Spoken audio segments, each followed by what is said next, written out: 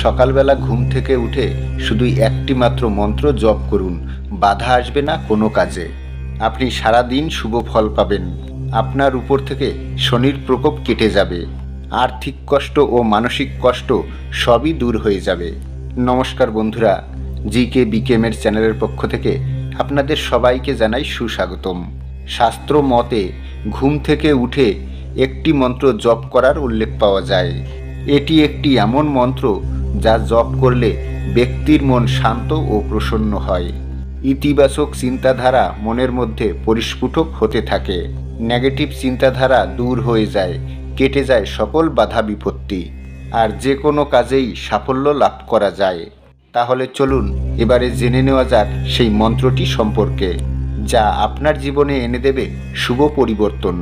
তবে নতুন দর্শকদের কাছে আমার একটাই অনুরোধ, আপনারা যারা এই চ্যানেলে নতুন ভিডিও দেখছেন তারা অবশ্যই চ্যানেলটি সাবস্ক্রাইবার করে নেবেন এবং বেল বটনটিও প্রেস করে রাখুন।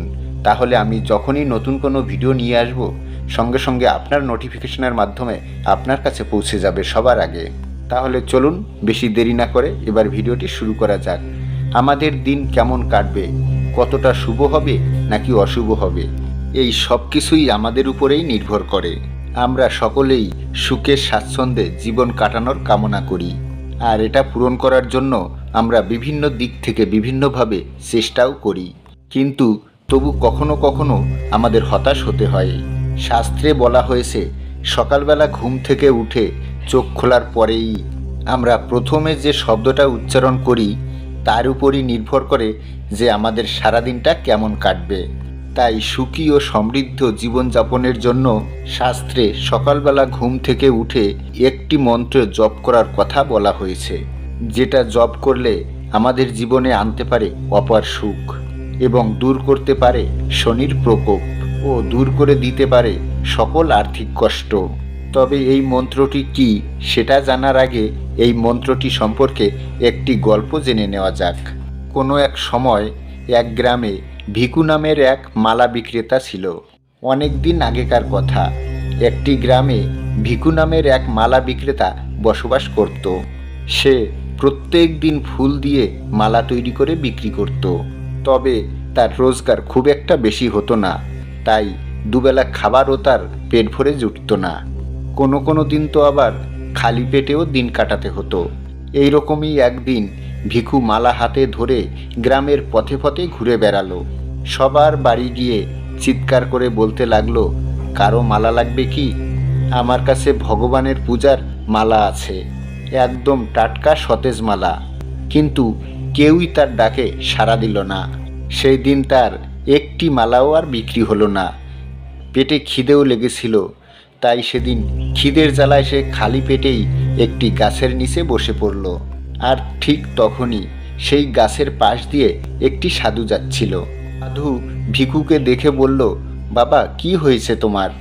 ভিকু তখন মাথা নিচু করে বলল, গুরুদেব, আমি গত 10 বছর ধরে ভগবানের পূজার মালা বিক্রি করছি, কিন্তু আমার মনে একটাই কষ্ট, আমি এতদিন ধরে মালা বিক্রি করার পরেও ভগবান আমার দুঃখ দুর্দশা একটুও দূর করল না।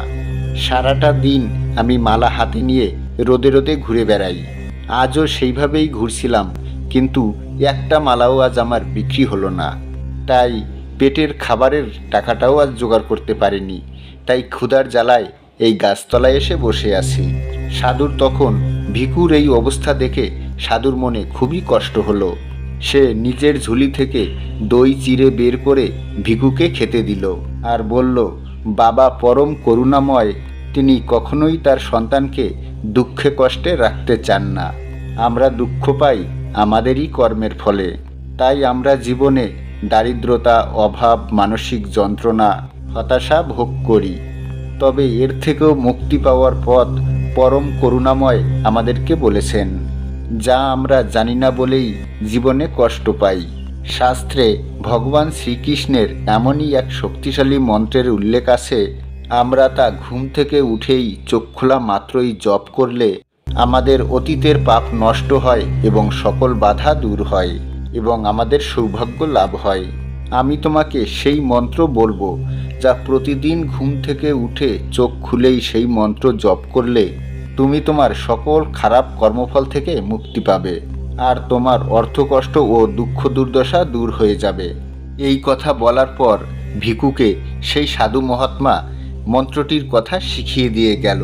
আর ভিকু তারপর থেকে সকালবেলা ঘুম থেকে প্রতিদিন উঠেই সেই মন্ত্রটি জপ করতে লাগলো। আর ধীরে ধীরে ভিকুর জীবনে এলো শুভ পরিবর্তন। ভিকুর মালাগুলি ধীরে ধীরে সমস্ত বিক্রি হতে লাগলো। এইভাবে দিনগুলো যেতে যেতে কিছুদিন পরই ভিকুর গ্রামে সেখানকার রাজা এলো ভ্রমণ করতে। সেই ভিকুর মালাগুলি দেখে রাজা মুগ্ধ হয়ে ভিকুকে রাজা 5 বিঘা জমি ও 3টি গরু দান করল। তারপর থেকে ভিকুর জীবনে আর কোনো দুঃখ কষ্ট রইল না। সে সুখে শান্তিতে বসবাস করতে লাগলো। বন্ধুরা, আমরা আমাদের পূর্বজন্মের পাপ কর্মের ফলে জীবনে অনেক সময় দুঃখ দুর্দশা, আর্থিক অনটন ও মানসিক কষ্ট ভোগ করি। তাই আমরা এই দুঃখ যন্ত্রণা থেকে মুক্তি পাবার পথ খুঁজে পাই না। এরকমও হয় অনেক সময়ই আমাদের শুভ কাজেও বাধা আসে। আর তাই শাস্ত্রে এই বিশেষ মন্ত্রটির কথা উল্লেখ রয়েছে, যা আমাদের সকল সমস্যা থেকে আমাদেরকে মুক্তি দিতে পারে। তাহলে আসুন এবারে জেনে নেওয়া যাক সেই বিশেষ শক্তিশালী মন্ত্রটি কি, যা সকালে ঘুম থেকে উঠে চোখ খোলা মাত্রই জপ করলে দূর হয়ে যাবে আমাদের সকল দুঃখ কষ্ট। ভগবান শ্রীকৃষ্ণের এই মন্ত্রটি হল ওং দেবকী নন্দানায়ে বিদমাহে বাসুদেবায়ে ধীমাই তান্ন কৃষ্ণায়ে প্রচোদয়া।